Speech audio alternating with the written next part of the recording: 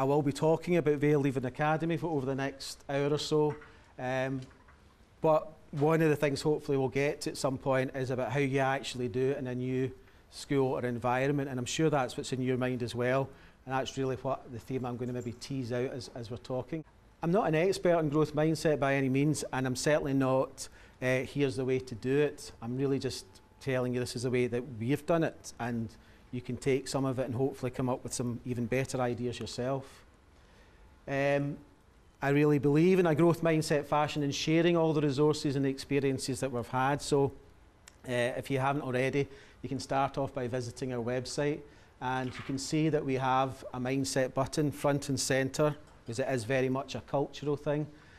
And if you click on that, you can see there's various buttons that will take you to different aspects of building the culture within the school. This particular quote up at the top, it really sums it up to me in that I think after we've done all the tracking and monitoring and the interventions, the next thing is really about getting inside youngsters' heads and giving them the tools to motivate themselves. So I very much agree with Al McLean. That's the next real frontier, I think, for us as educationalists. How many of you have actually read Carol's book on mindset? How many of you have really not come out, you've heard of mindset, but you want to know a bit more about it? In other words, you sort of got a vague idea of theory, but maybe need to know a bit more. If you put your hand up, if you're in that camp, so that's probably about 60% of you roughly. I believe if you don't really understand the theory, then it's not going to be possible to introduce it properly. I have been in contact with various teachers. One springs to mind, a head teacher in Wales who actually phoned us up. And you know, one of those conversations, as you're talking away, I actually thought, he doesn't actually know what this is about at all. He's just jumping on the next new thing. And that's a real big mistake. And we've had a large turnover of new staff recently. And again, very enthusiastic staff. And they're saying, yeah, it's hard work and everything. No, it's not just hard work, because teachers have done that time immemorial. It's much more than that. You really need to understand this is about attitude towards education and how children view education. So I think it probably, because there are quite a few of you who said that you didn't have that handle in it, I maybe will show this clip, and it's from Carol Dweck. What we have now discovered is that mindsets are at the heart of this kind of problem. Mindsets that make kids afraid to try and make them easily derailed by setbacks. But what's important is that we are also discovering why this happens and what to do about it. In my work, we find that some students have a fixed mindset about their intellectual abilities and talents. They think intelligence is just a fixed trait. You have a certain amount, and that's that.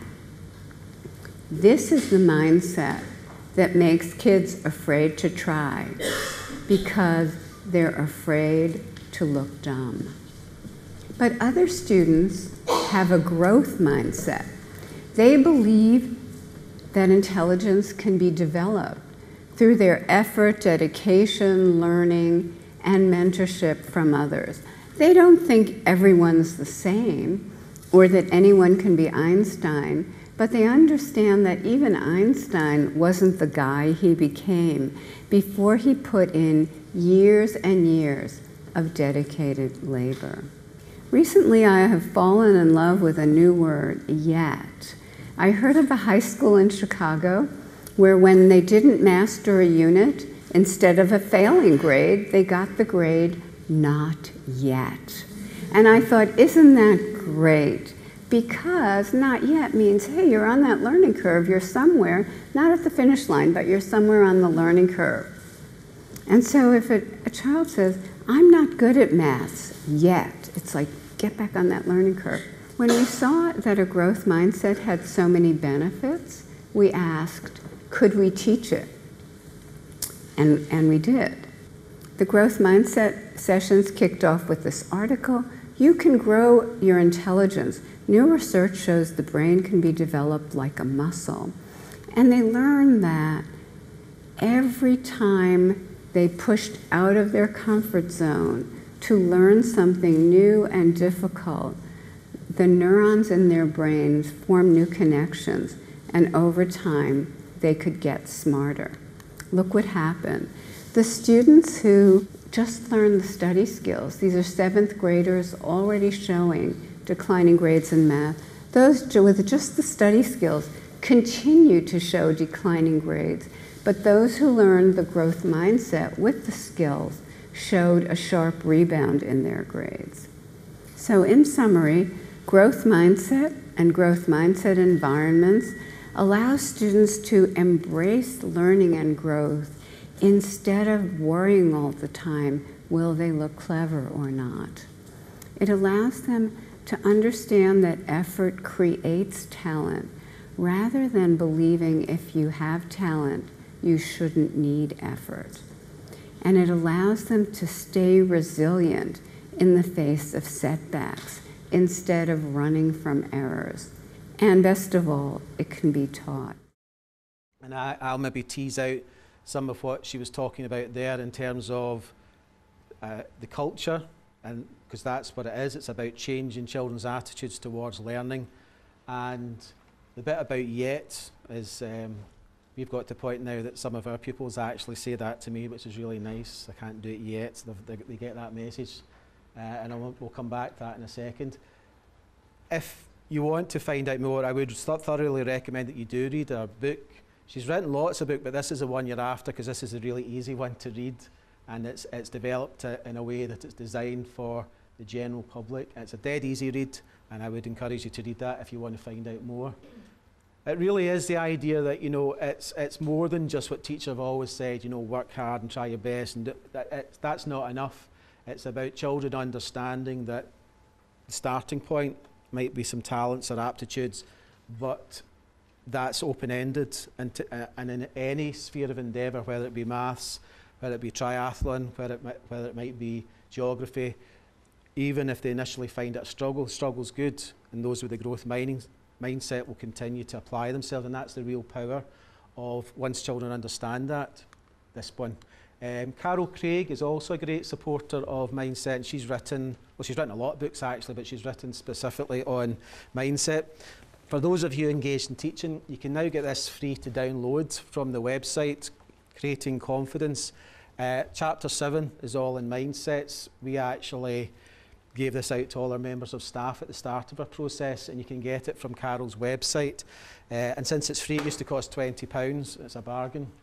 But there's other stuff on there as well. When I started developing slides, this was where I got my initial slides starting point, if you like. There's some good stuff down. You can see the mindset link down there. This is one of the materials that is on that website. I'm never quite sure where this originated, but we've got this in every single classroom in the school. And this wee graphic, if you start from the top and work your way down, it really goes through the pathway that growth mindset will tend to embrace challenge, persist in the face of setbacks, compared to the fixed mindset. You follow that down, and it's a wee reminder to pupils and staff, and it's all over Vale Leven Academy.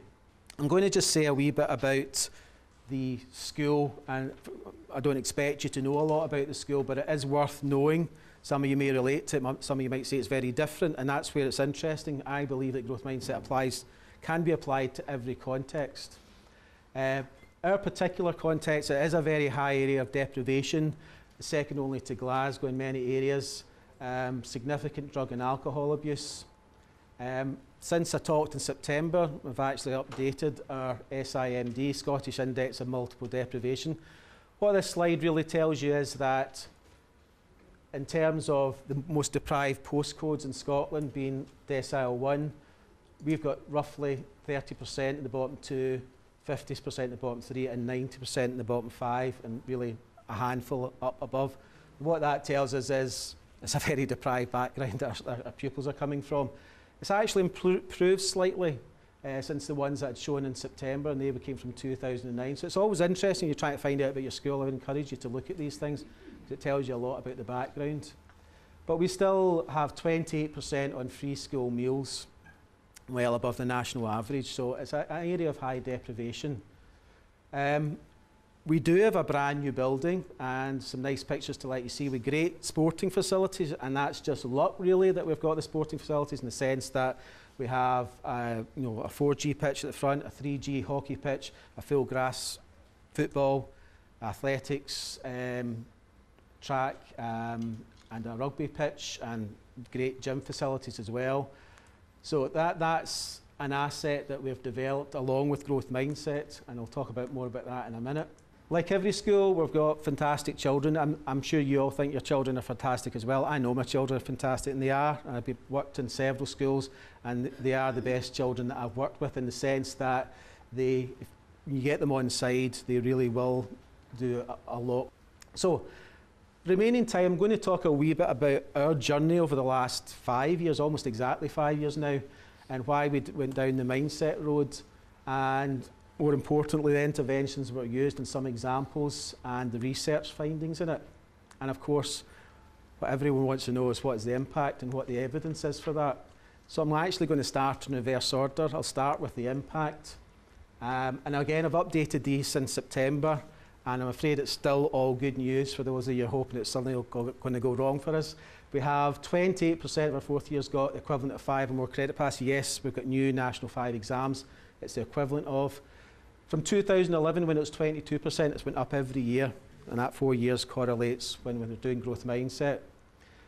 Fifth year, again, I'll let you read the figures, but we have gone up every year. This is 1 or more hires in fifth year, and 5 or more hires from 3 in 2011 to 8%. In sixth year, 31% for 1 or more to 48, and 5 from 9% to 16. And perhaps the most remarkable figure, given the background I've just described, is our advanced hires, which is the most demanding exam in Scotland. As you know, 3% of our youngsters got 1 or more advanced hires in 2011, 14% got an advanced hire this year, so very, very proud of that. This was an unexpected impact. I'm not saying it's all down to mindset, but this is a fact. We've measured it. We use referrals for serious incidents of indiscipline in the school. In 2010, this is S2, S3, you can see we had 324 of these referrals. The sort of thing goes to the deputy head to deal with that sort of level of indiscipline. And S3, 792. You can see where we are now. Huge increase. We have what we lovingly refer to as our E-room, and that's where, alternative to the exclusion, we'd normally send pupils who we would exclude. We've shut that this year for 2 days a week. We used to have it open 5 days, it's now only open 3. We don't need it. And that's, I think, is a very telling story in itself.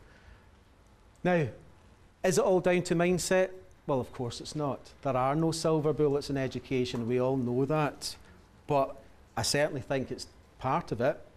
There are lots of other things I could say are part of our story, not least that we've got a new head teacher and the new wonderful building, and I wouldn't underestimate the power that can have on influencing youngsters.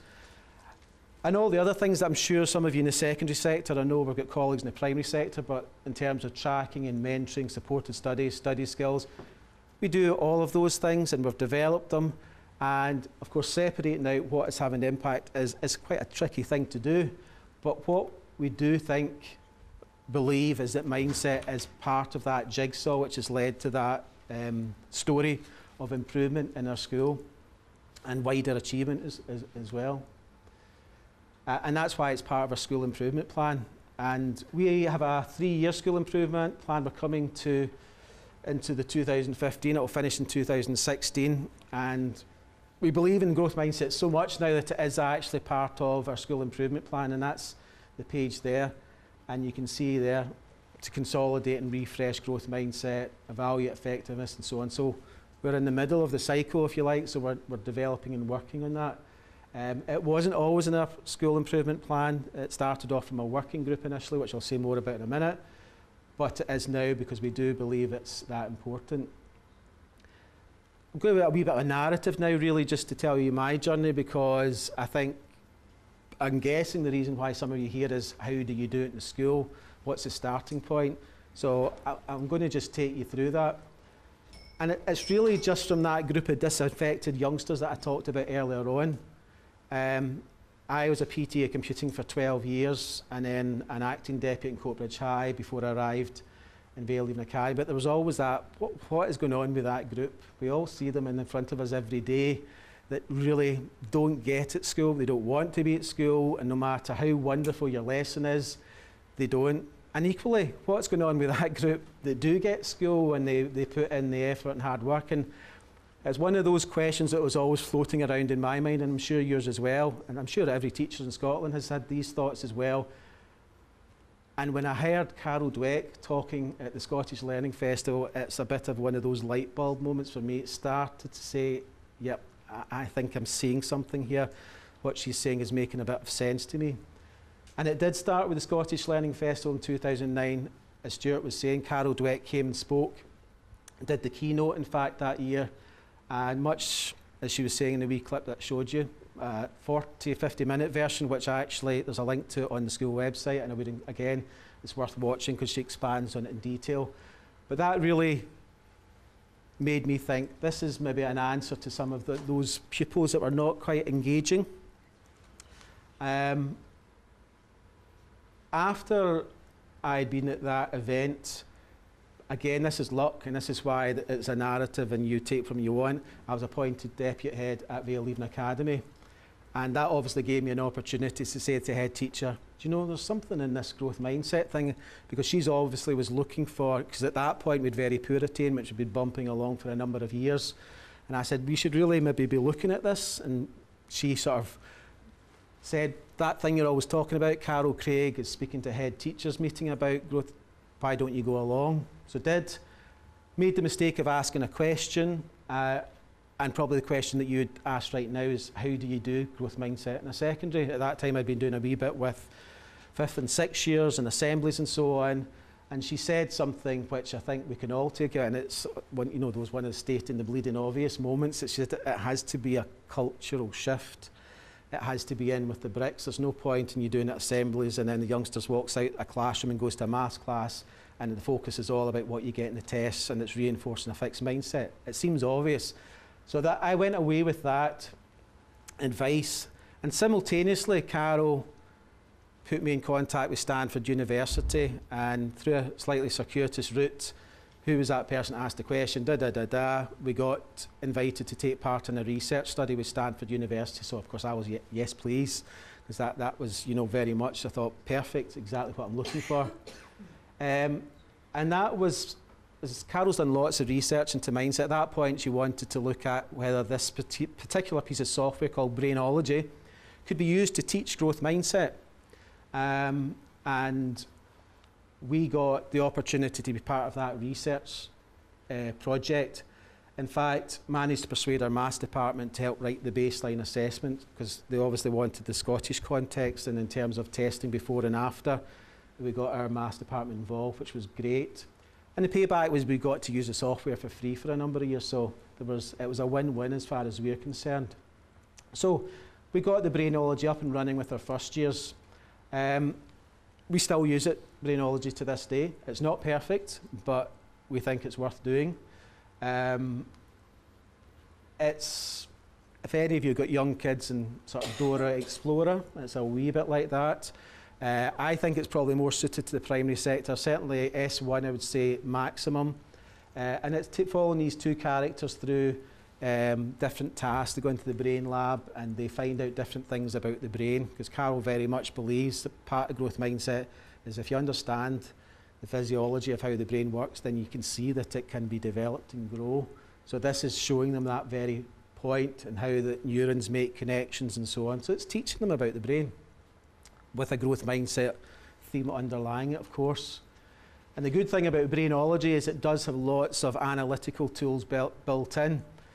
This is just ones that I pulled out at the end of last year's study or the year before, and you can see these are questions and pre-answer and post-answer, and you can see there's movement.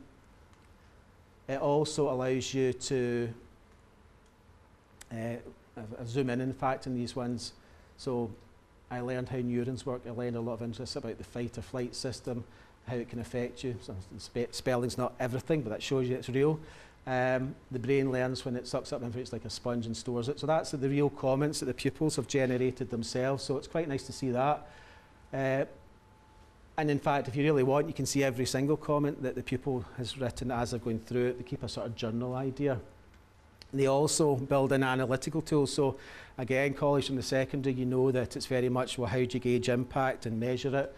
Well, they will do all the analytical stuff for you, the spreadsheet built into the software. And this one, they all really enjoy doing it. Helpful, yes, almost all of them find it helpful. And then we start to get down to nitty-gritty. So this is pre-post study for all students, and you can see the questions down here, and there's all movement towards a growth mindset. But particularly if you then focus down in the students, because they measure fixed mindset and growth mindset, the ones with a fixed mindset all move forward. Particularly, is no surprise, the harder I study, the more successful. But they all do move, and these are our results. You know, and it's the same every year. You know, it goes up or down a couple of percentage, but there is definitely movement. This was the result of the research study that I talked about earlier on. It's interesting that with the female one, there wasn't much of a movement, but with the male one, this is the control group, and this is the group that used brainology. There's a PhD for someone that wants to get into gender and mindset there. It's interesting that it was quite so marked. They also measured well-being. This is us, Vale, Leven Academy, control group. We seem to have an even more of an impact compared to the other schools in Scotland. And then self-efficacy, again, this is us down here. So scientific research study, peer-reviewed, the evidence was saying it had made an impact, brainology, and as I say, we continue to use it. I'm going to talk a wee bit more about some of the other interventions that were used and how we got started really in our journey. Our motto is achieving together, and it is very much a culture that we've tried to develop, and that motto is not just something we came up with. We do actually try and have that theme running through what we do, and that's why it ties in quite nicely with the idea of developing the growth mindset culture. So how did we start? It was very much a case of, right, how do we get it started? And I'm not saying this is the right way, but this is the way, the approach that we took. And it was really starting off with this whole staff meeting and showing them that 2009 keynote. Really, what I did at the start, maybe ×5, to let them see the whole theory and let them see it expounded by Carol Dweck. And then following on from that, and I had no idea how this was going to turn out, was really saying, is anyone interested in forming a group to see how we can do this? Don't know how it's going to go, don't know where it's going to go. And I was pleasantly surprised that 20 of our staff, of about 74 we've got now, 20 of our staff said, yeah, I'm up for joining the group and actually working on it. And I think in hindsight, part of that was because even for the more cynical teacher, they could see just what I saw. This is answering that question about that group that you can't quite reach, or potentially could answer that question. So we had 20 members in our group, and again the next question is, right, so what do we do now? You know, you had the first couple of meetings and you say, yeah, it's great, it's wonderful, and so, right, what do we do now? So we kind of thought about it. It was a large group, so we thought, well, let's divide it into the old how good is our school. We'll look at pupils, and we'll look at staff and parents, and break it into those subgroups. Because right from the get-go, we had Carol Craig's words in our ears about building the culture, and we didn't want parents to be undermining it. We didn't want all the staff not to be part of it. So our initial development, kind of obvious really, was staff training, how we're going to do it in the class, developing some mindset teacher resources, the poster which I showed you earlier on. In fact, I brought one with us. We had them all laminated, as say, in every classroom. And again, for new staff, we've got a new staff recruit or a probationer. We can say to them, refer to this. It's on the classroom and the pupils as well. A mindset day. These were all our brainstorming ideas, if you like.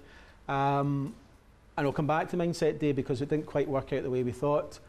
Presentations to pupils and assemblies. We have all year groups have an assembly every week, and presentations to parents as well at every opportunity about mindset. So that's kind of what we've come up with as a starting point. So in terms of resources, the book that I showed you earlier on. This is the page from chapter 7.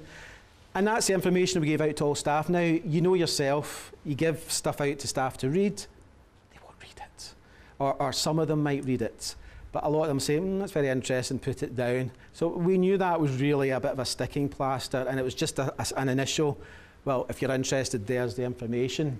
But we knew we had to do a bit more. So we came up with the idea of doing a training day, all morning in fact.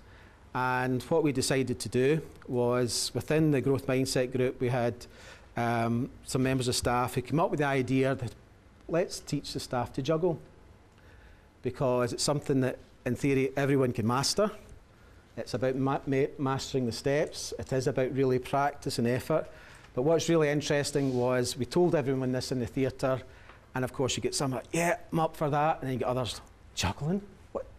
And those reactions, I actually got the sort of reactions you'll get in your class when you introduce maybe a new topic, and you got people with the fixed mindset, I can't juggle. Why they try? I can't juggle. My balance is rubbish. And you get other people saying, yeah, I could probably do that. Fixed and growth mindset there in the staff in front of us. And this is a wee clip from them learning to juggle. Good control over here. To look at it because I never stopped that way. Right? You do it? Yes. Yeah.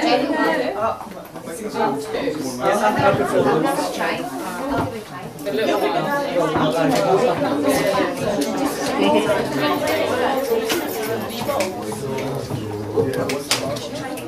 I was going round the classrooms, and even though I understood what we're trying to do, even I found myself with that "you're a real natural" coming to my lips and having to choke it back down again. And the conversations that people were having as they were learning to juggle, "Oh, you're really good at that, I can't," and you're like, what you're just demonstrating is the sort of conversations and attitudes. And of course, when you drill down, the people that are good at it, A, have maybe some experience of it before, or there have been some sort of ball skills or balance skills, but there's usually a rationale. But even the ones that were slower at picking up could get it. And we used a video clip, Coach Bob from the internet, and it was breaking in Coach Bob's 8 steps. And step 1, throwing the ball up and catching it. Everyone can do that. You've all mastered it. Move on to step 2, 2 balls and so on. You mastered it. And that's very much part of the growth mindset, is that idea of mastering the steps. I'm not saying everyone was juggling by the end of it. We're a wee bit pushed for time, but everyone had moved on and mastered some of it. And it was highlighting those conversations and that thinking that we were all susceptible to. The poster I've talked about. The Mindset Day, we, again, just more luck than anything else. We, Live and Learn, the organisation, who introduced a course called Growth Mindset for Exams. So we thought, well, let's just buy that into the school. So we did. This is some of their promotional materials. We have now partnered with them for about the last 4 years. Some of you might be using them already. And as you can see there, this is their Mindset for Exams, Growth Mindset, Confidence Resilience, Vital Study Skills. And these are some of their promotional materials about, you know, talent being overrated, asking the question, and of course that "I can't yet" message. This is our Mindset Day, when the pupils are working it in breakout groups and working on developing the growth mindset.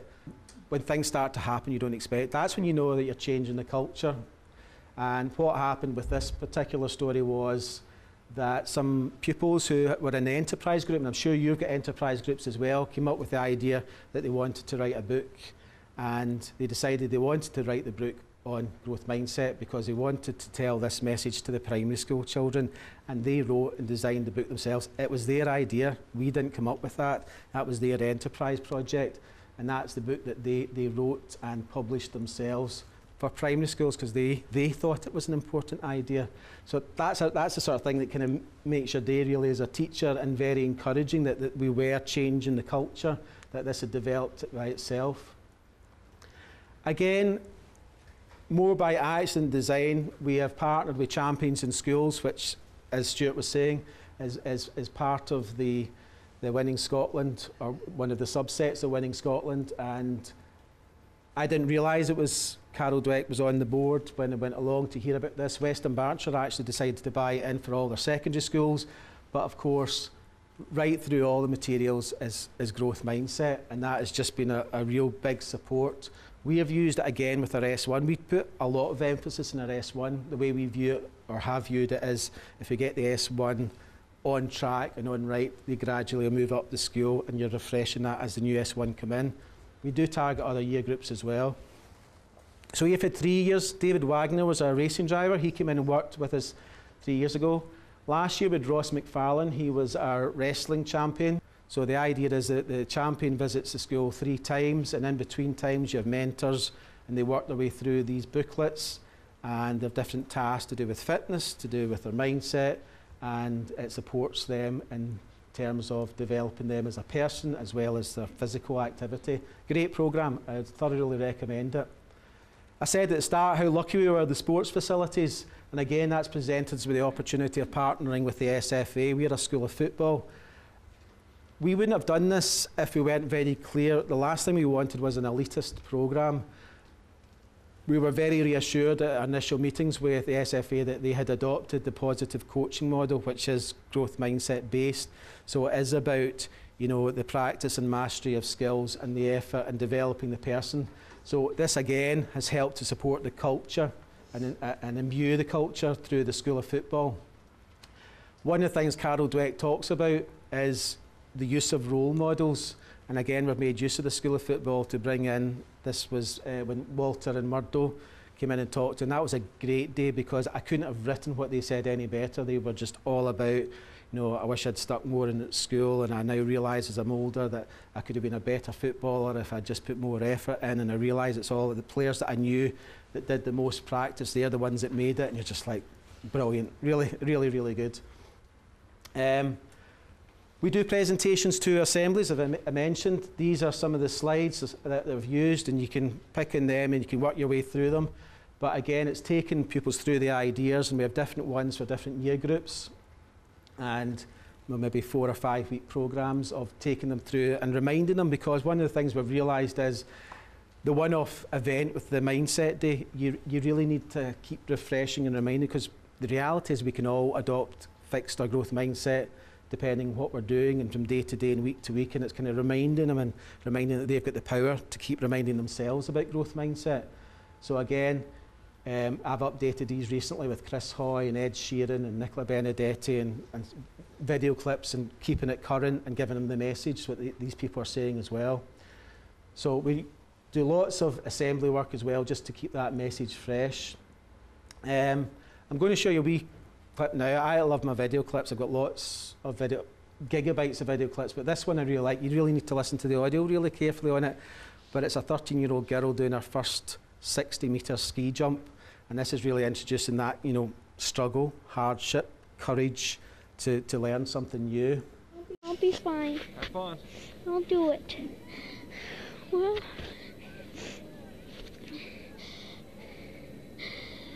here goes something, I guess. Oh. Okay, you can do this. I'm gonna jump. You got it. Whoa, my ski's slipping off. Just remember, never snowplow, okay? No snow plows. Just keep it straight and you'll be fine. Do Okay. the same thing you do on the 20. Straight. Do you go faster on the in run? Little bit. A little bit? Yeah. Is it any steeper, do you think? Not much? Same steepness, it's just longer. Well, just longer. Just longer. Just a bigger 20, that's all. Yep. Have It's a fun. bigger 20. Go ahead. You got this. I got it.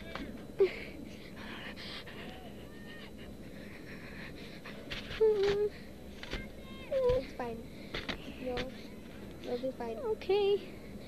Here The longer you wait, you'll be more scared. I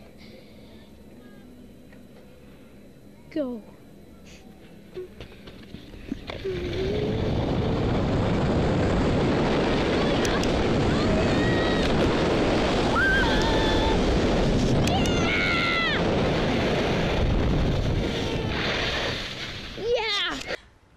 You can obviously develop that whole conversation around, you know, you can hear her mentally talking her way through, and realising she could do it and having the courage to do it, and it was a struggle and trying to remember what she'd been taught, and it's a lovely lead into a wee reminder about all the concepts of growth mindset. And again, any opportunity to reinforce what they've been taught in brainology, saying to your pupils that the brain is trained in exactly the same way a muscle is trained and can be developed and grow. They talk about, you know, a musician, the part of the brain that works with music physically will get larger, and this is a fact. It can be a revelation to some of them that they can actually grow their intelligence, they can actually develop any skill, and the idea of visualization ties into study skills and practice and repeated practice. So that, again, these clips reminding them throughout the year. And the idea that no matter what the starting point, the brain can be developed. Again, very powerful. And I think something that we've it's kind of one of those things I've never really... we're missing a trick as teachers to the very tool that we're using are trying to work with the brain, and we spend so little time talking about it to youngsters. And it's really one of the things I think more schools, and I know schools have embraced it in terms of thinking about the brain, but it's something we probably need to do a lot more in, especially as neuroscience and these sort of ideas become current, because if we're educationalists, then surely the very thing that we're trying to change, the more we know about it and teach the youngsters, and empowering them is really important. Again, I use this wee one 3 or 4 times throughout the year. This is my theme tune, and I'll put it just to remind them what mindset's all about right through the year.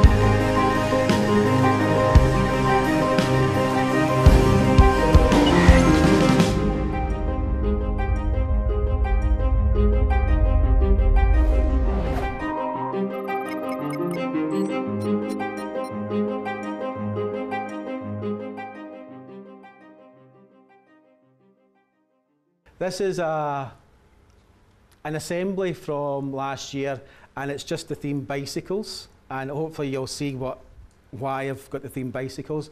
And we start off with this clip here. Natalie, look at you. You're doing it. Keep going. We're going to keep going around the block. Keep pedal. Just cannot do it anymore. Stop right there. Look how far you just ran. Look how far you just rode. All the way from that corner. It doesn't even make me happy. Nothing can bring me to happiness. Look how far you just rode. Turn around. Turn around. I'd rather give up. Why? You're bleeding. I know, I'm okay. Look how far. Turn around and look how far you just rode. You don't think you just rode your bike? I hate my bike now. I just really hate it.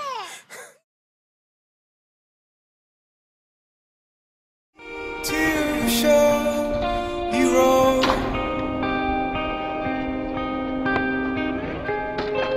and to know you is hard when we wonder.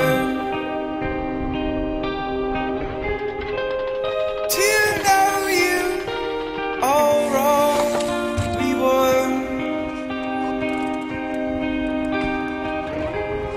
Ooh.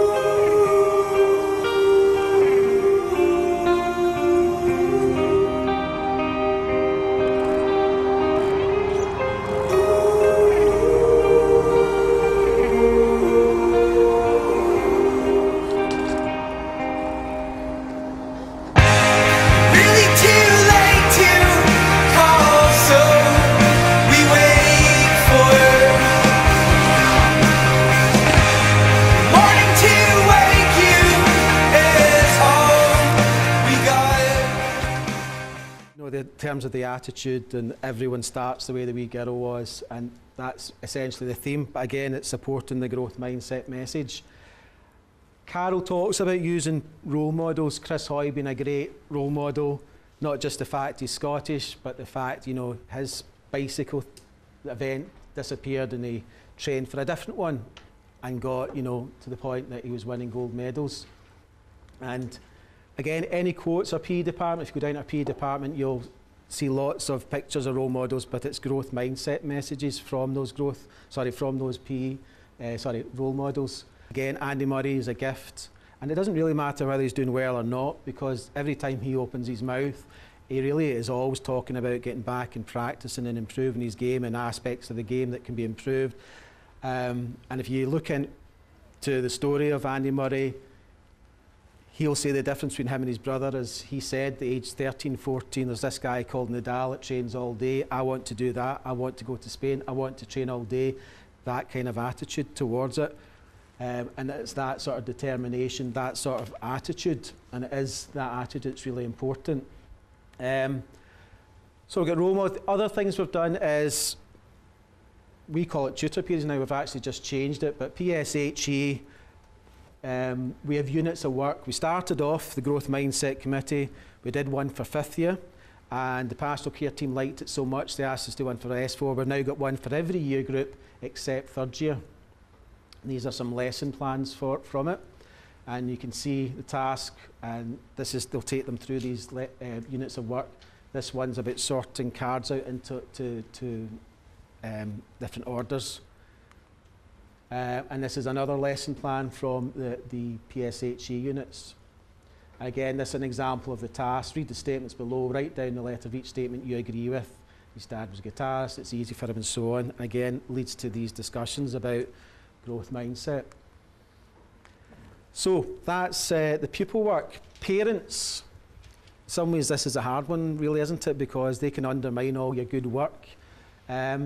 We do presentations at every opportunity. We used to have the old UCAS night, we now call it the Achieving Together tonight, and on the back of that, when they come in to get the UCAS, we give them a quick 10 minutes on mindset as well.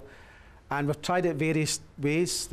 I did it the 1st year, and then Jerry, PE teacher, and William Murray, technical teacher, did it the 2nd year, and they were talking about growth mindset. And then last year, the pupils did it, and that was great. Seeing the pupils do it, parents are really impressed by that, because it's them that's talking about it. So this is our Achieving Together night, how to get your son or daughter to succeed. And then they come along, and this was the slides I did when I was presenting to them, and just introducing the idea of mindset to them. Also, any information evenings, we try and talk at least for a minute or two about growth mindset, because if they're talking about option choices or they're talking about study skills, whatever it might be, you can't not talk about it if it's a cultural shift. Every time they come to a parents' night, they get a leaflet along with their map of the school, they get a life, and it's mindset advice. So it tells them, if you want to be a parent, here's some of the things you can do to help your child or say the right things. And you might have seen there, in fact I'll maybe talk about this in a minute, praise is a really important part of that, and if the parents are using the wrong type of praise, it's going to actually undermine them. And that's in there as well, and that's in with the parents' leaflet. So these are all screenshots from the parents' leaflet, and again, it's just a quick bit of advice. So hopefully they're taking on board the message and see that it's a cultural shift. Just on the subject of praise, some of you might have seen this arc, some not. It was featured in the Herald, and it was interesting from my point of view that there was a wee bit of feedback from the parents on this and the Parent Council, and even some email correspondence. And just getting over the fact that we're not saying that you don't praise children, it's the type of praise, and that's a really subtle message, but it's a very important one. And it's the idea, praise isn't a villain, and we've got a wee bit after that. And again, when we're talking to parents now, in fact, the last time I showed the parents this clip here to just get over the idea about the sort of praise. From the moment our children are born, as parents, we know our words will shape how they learn. It's why we choose our words so carefully, why we are often so quick to praise. But is all praise good praise? We set up a test to find out. It's going to be one by one. Using these kids and these puzzles. They divided the kids into 2 groups and gave them puzzles to solve. One group was praised for their intelligence. You're really good at this, though. You're good at puzzles. The other, working on the same puzzles, was praised for their effort. You're a hard worker. You just keep plugging away, which is really great. We had them do more puzzles and found a subtle difference in wording had a major difference in how the kids responded. You want to try the harder one? Yeah. When kids who were praised for being good at puzzles had to choose between doing another easy one or a more challenging one, the choice was easy. Do you want to go back to the type of puzzle that you did first that was a little bit easier? Or do you want to keep sticking with this one and see what happens? I want to go back to the one that Sure. easier. Yeah, that makes sense. But the kids who were praised for their hard work made the difficult choice. Do you want to keep working on this tough one, or do you want to go back to the easy one? I'll work on this for a little Pardon? bit longer. I'll work on this for a little bit. Okay, that's good. Even when that choice was a bit of a surprise. Do you enjoy working at things like this? No, not really. You could either choose to do this one all over again. Okay. That'll be pretty easy. I'm going to do a different one. It does make sense that if you praise kids for their hard work, they're going to want to work harder, just like adults. In fact, our only exception helped prove the rule. Wow. You are really good at puzzles. Hannah chose the hard puzzle, even though she was simply praised for intelligence. I would rather do this one because if you do so many easy ones, you can only learn so much. A surprise to us, but not to her mother, because hard work has always been emphasized in her family. She's a smart kid, but I think being the hard worker and knowing that that's what it takes to be successful, it feels like it's part of our our motto at home. So my little effort to kind of drive her in the other direction was overwhelmed by what she usually hears. So they were offered a choice. Our test was based on a larger study at Stanford University, where Dr. Carol Dweck found the wrong kind of praise can have the wrong kind of results. Probably because I'm not good at these problems. Although we worked with 7 through 11-year-olds, the Walshes say the results apply to all kids and all parents. When we praise kids too much, they start to become dependent upon it. They start to look for it. And, you know, Praise at it. Sounds crazy, but Dr. Walsh says too much praise can actually cause problems. if we're constantly telling kids how smart they are, then they can inadvertently start to interpret a mistake as a failure. So how can we support our kids without stunting their growth? The Walshes have 4 solutions to the praise puzzle. You really worked hard at that. You kept at it, you concentrated. Nice work. Praise effort rather than ability. Be specific so kids know exactly what they're doing right. Be sincere because kids know when it's just lip service. And be intermittent with your praise. You know, not using praise as a fire hose, but using it sort of appropriately because it starts to mean more. Surprising how many of them said, you know, I didn't realise just saying them they're wonderful and great is actually reinforcing the fixed mindset. And I suggest, and Carol Dweck makes this point, one of the reasons American education has taken a bit of a wrong turning is because they do have that fire hose, gee, you're so wonderful, and it's counterproductive. So as well as being interesting as educationalists, definitely it's an important message to parents as well. So the idea that good feedback is important, constructive criticism, you know, that's an interesting drawing. I like the way you chose colour. Why did you choose that colour? What could you do to improve it, and so on, rather than just say you're the next, you know, Leonardo da Vinci, or you're the next Monet, or whatever. That's really not. That's counterproductive because you're setting up to say, well, why try? I'm already a genius. So this is why growth mindset I think is so powerful, because just subtle changes in language and subtle changes in the way you interact with children can have, as that clip showed, quite a dramatic impact. So praise is not a villain, it's just about the type of praise that we give. Which leads me neatly onto this slide. One of the other things the group came up with is if we're going to be reporting to parents, we need to be careful about the language we're using in reporting.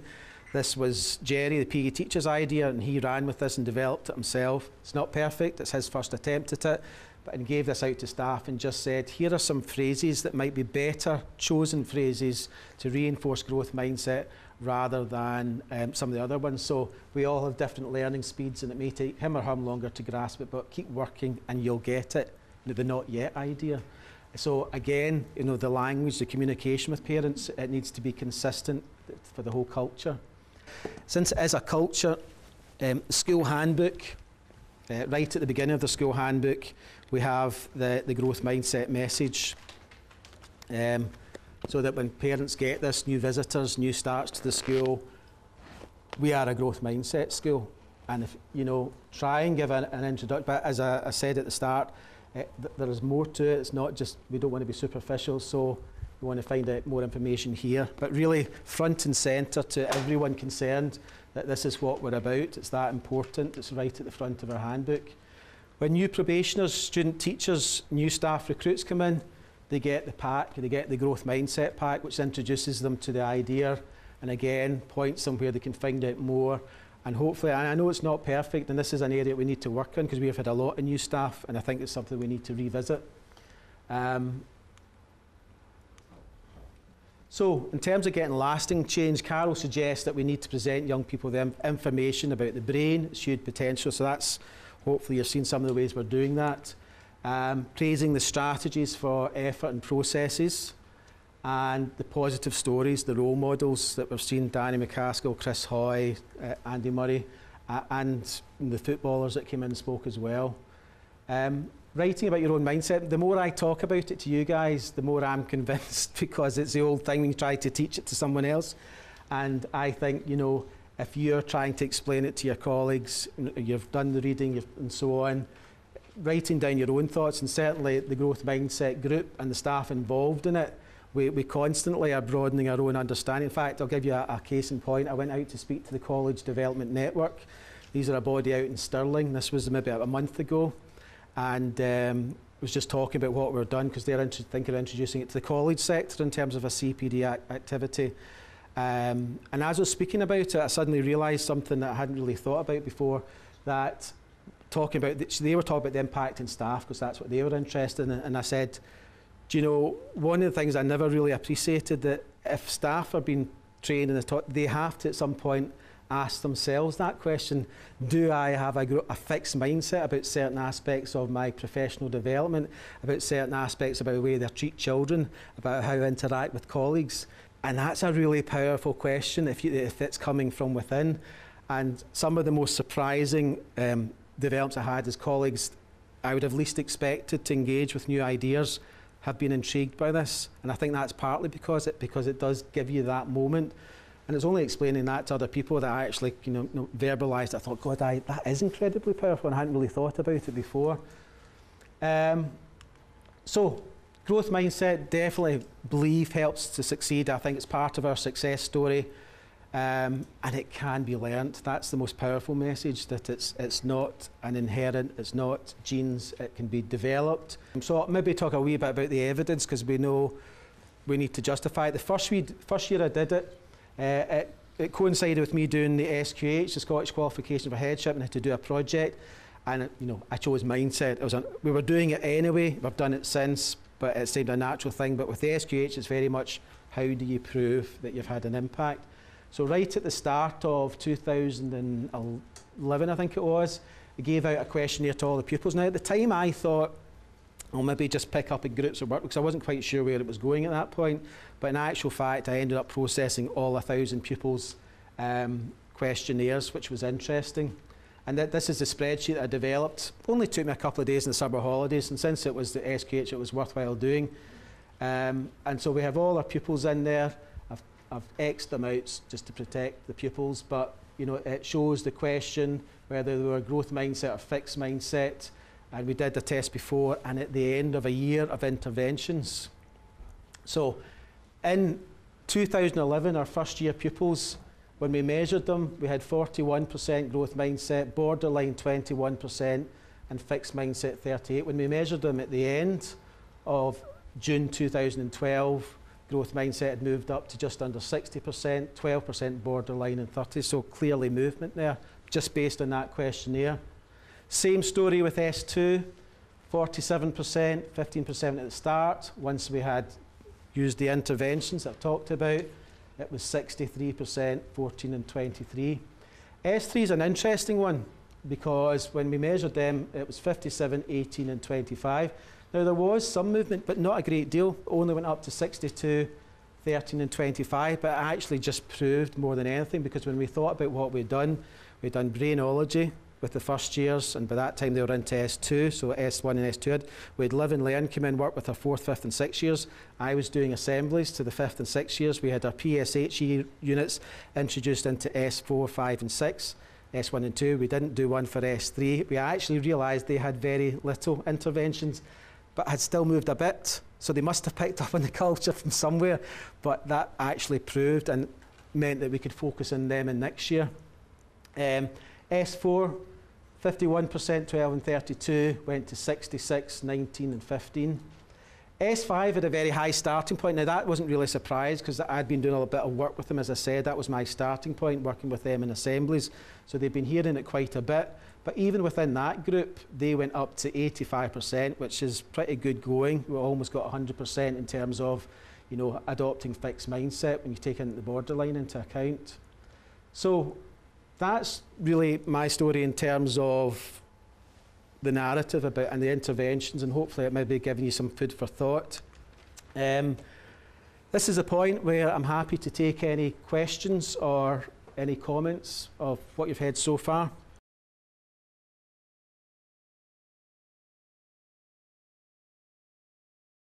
Not enough is the answer to that, and I think that's a deficiency, and I'll just be very honest with you. I had that conversation with the senior management team. We started off with the growth mindset group, and they drove it in school. In fact, I was talking to Tommy about this just before we started, that in terms of moving the school forward, we probably need to think about revisiting, because we have had a turnover, about 30% new staff since we did that training day. And yes, you can give them the materials, but I think we do need to go back and revisit that. We decided to collapse the growth mindset group when we moved it into the school improvement plan. The reason being that each area in our school improvement plan has a group who are meant to be moving it forward. However, we've noticed that it's not moving us forward as much, or there's not been a great deal of new development with the group that's in the learning and teaching section, which growth mindset falls under. So we kind of thought two things that we need to do is probably reconstitute the growth mindset group again to keep things moving along. And one of the things probably would be to revisit training for new staff. And that is a deficiency where we are just now, and that's just me being honest, because as I said at the start, this is not a perfect solution. I do think it's an area that I was talking to Tommy about this earlier on, in terms of introducing any new initiative in a school. When you're trying to do something with health and well-being, it's a PE department, it's home economics. When you're trying to do something that's associated with science, it's a science department, but there's nowhere where growth mindset sits. There's no department that's going to take ownership and drive it forward. So in terms of moving it forward in a school, I do think the key to it is to get someone who's going to say, I'm going to run with it, or set up a group. And I think getting that initial group set up who are going to take ownership and move it forward is a vital key element. And with support from your senior leadership team as well. I think both of those things go in tandem. If you think just doing it in science or just doing a wee bit here or there, I don't think that will work, because that's kind of where I started from. And I've seen other schools say, I do a wee bit of it in my class, a wee bit there. It has to be, you know, a big shift. It has to be a culture, because that's what we're talking about, is attitudes. And as we know, attitudes are affected by what they see in the TV, what they do in YouTube and internet, and never mind what they do in school. So, but yeah, to come back to your original point, it's something that we need to revisit, and it is something that we haven't done as effectively as the other areas.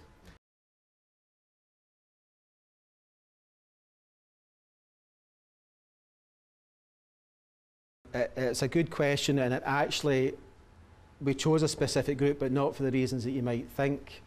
We targeted S1 because we, you know, as soon as possible in terms of growth mindset. We doubled up the places, which took us to 60 places, and we decided to target all the males. If you remember the slide that showed you about the research study, which showed that it seemed to have more of an impact on the boys. So I have to say the girls have missed out in S1 in terms of champions in school, and the racing driver and the wrestler and the boxer, I've been working with the boys. Now I don't want to start being gender stereotypical here, but those sports were quite, as in conversation, were rich in terms of the sports, because they were probably going to relate more to the boys, and they certainly helped us to move the boys forward, because the other measurements we had done within the school, we had poor attainment in boys, particularly S4, which again is not unique to us. That's lots of schools in Scotland. So it kind of targeted that other area of our improvement plan is targeting boys, and it also was backed up with the evidence we had in terms of the research into brainology. So we basically took all the boys in first year. I know what you're getting at in terms of, are you targeting the poor wee souls or the difficult ones or the middle of the road ones? Again, I would say if you want to target those groups, target everyone, because it is about a cultural thing. And again, I was talking to Tommy about this in terms of if you're trying to work an intervention growth mindset just on the difficult pupils or just on the poor wee souls, I don't think it'll work. I really don't. I think it has to be a cultural thing.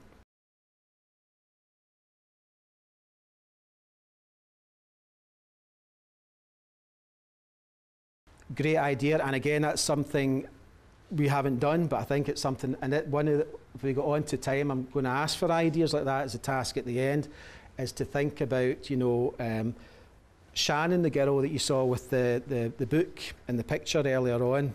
Shannon was fantastic at speaking at the parents' night, and I didn't tell her what to say, but she actually, her story was, I remember I got, when I was doing my hires, I got a C in my prelims for maths, and I was working hard, and I just kept remembering what Mr. Quail said about working hard in my maths, and then I got my 5 A's, and it was amazing. But she was standing up telling this story to parents, but you know, telling that story to youngsters, I think, is also equally valid and probably much more credible rather than some old fogey like me telling them that. So I think that's a good one, which we haven't done, but I think that's a good way to investigate.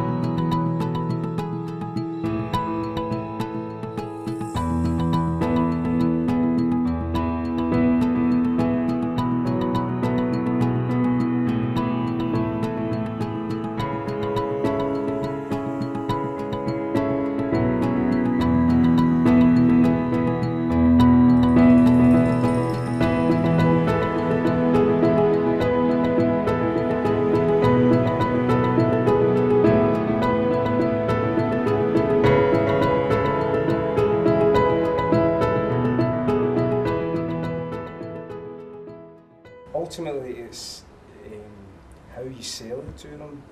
You know, you don't want just a one-off assembly information, even with parent, or a day with staff, and then nothing happens after that. You need to sort of be creative, be enthusiastic, as well as show them the science. So say, this is how it's going to make a difference to you. The parents, you know, you need to say this is going to benefit your young person through exams, through positive destination, whatever it is. Teachers, they need to know it's not going to be extra paperwork. They need to know it's going to make a change for them. And well, I never really put that down there, but aspirations is key. I think young people, what is it they say? They say that they'll achieve what they think they can achieve. So it's like turning their sort of, as obviously, their way of thinking round. We're from the primary sector, so I think we've kind of got the advantage of bringing it in through lots of different areas of the curriculum. Before they start answering you back, you mean? Yeah. So we kind of had to rethink about how we kind of implement it with the pupils first, and we looked at kind of working it through the science kind of aspect and looking at the brain and how the brain can grow because it's a muscle, and creating pathways and neurons. I kind of started a little bit in my own class just now, and it's working quite well. Brilliant. But then kind of plan to branch it out to the stage, bringing it in through our circle time, our kind of PSD work, some of the growth and fixed mindset work. Obviously doing initial surveys at the start of the work and then towards the end to see what kind of impact it made. For parents, having a meet the teacher kind of night at the start of the session, and doing a little bit of it through that at the start of the session to let the parents kind of see where we're at with it. Leaflets and putting it through homework activities and just trying to get the parents involved in it a little bit more.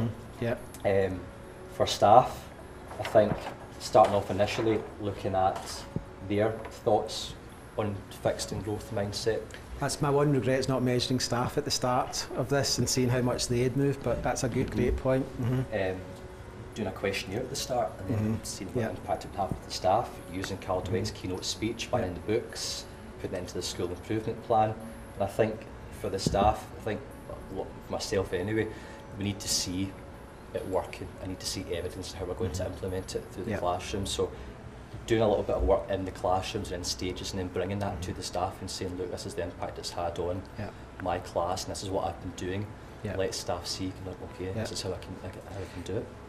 Well, I'm in the ASL sector, so it's about sort of trying to find ways to make it visual and concrete for them, because kind of children need support with language and to understand more abstract concepts. So thinking about making it really visual, making it visual in the classrooms through assemblies, using video clips, and then potentially incorporating it into the target setting. There's a lot of target setting that's done in ASL, and making that part of their targets, highlighting, praising occasions when they might have demonstrated a growth mindset or really stuck in at something and demonstrated their abilities to keep working even when it's challenging. So that was the kind of only thing that hasn't really been mentioned before. Thank you very much, folks. See you later.